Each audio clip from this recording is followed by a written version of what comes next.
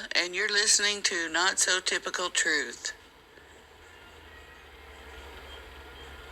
This channel is about mysteries of the universe, God, angels, spirits, Bigfoot, UFOs, aliens, whatever mysterious subjects we want to talk about.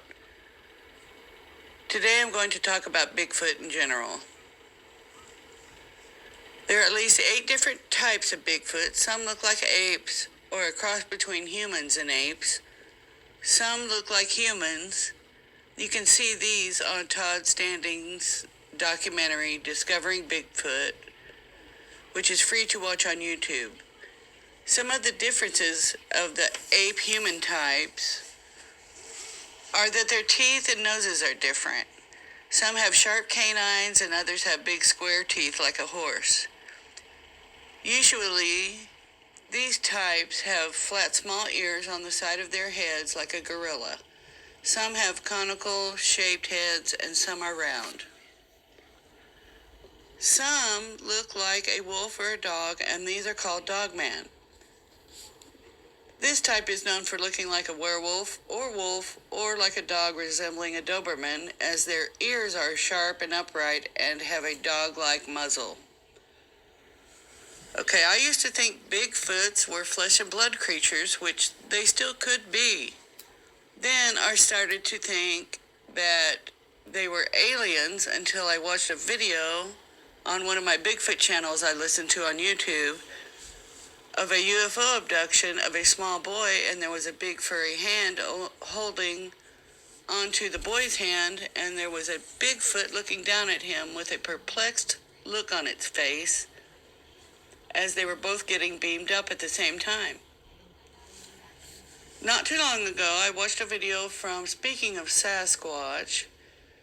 This channel is done by Native Americans. They had a psychic medium on there that could tap into the Bigfoot consciousness and channel messages from evolved beings that could communicate with her telepathically.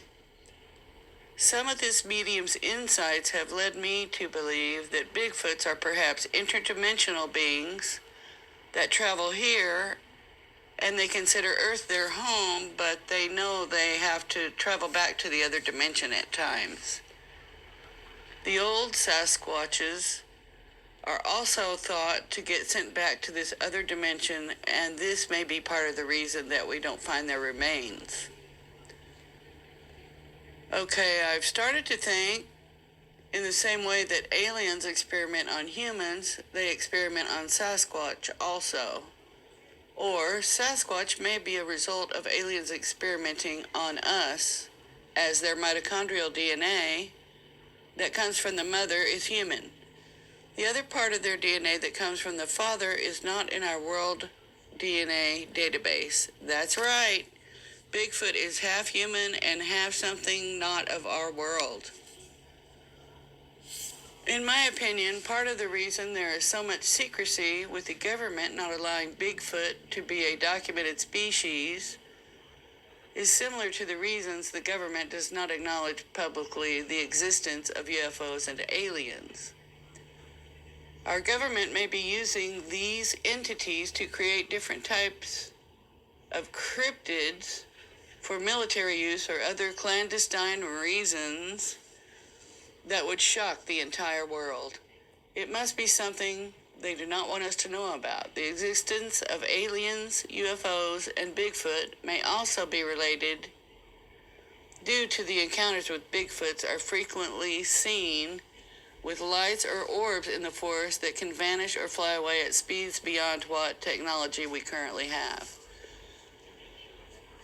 Public knowledge of these beings and entities would cause all to question everything in our lives, our cultures, and everything we've ever been taught our entire lives. There would have to be a whole new chronicling of our world's history, and the books would all have to be rewritten. So as you can probably tell, I am a huge Bigfoot fan. And one day I will share with you my story about Bigfoot from my childhood. I love the big hairy guy. I also think it would be fun to hear your stories, whether it's about Bigfoot, other cryptids, angels, gods, spirits, ghosts, or any other mysteries or meaningful encounters you have had, and I will read them on my channel. Send an email of your true story to me at notsotypicaltruth@gmail.com. Love ya, Aunt Julia.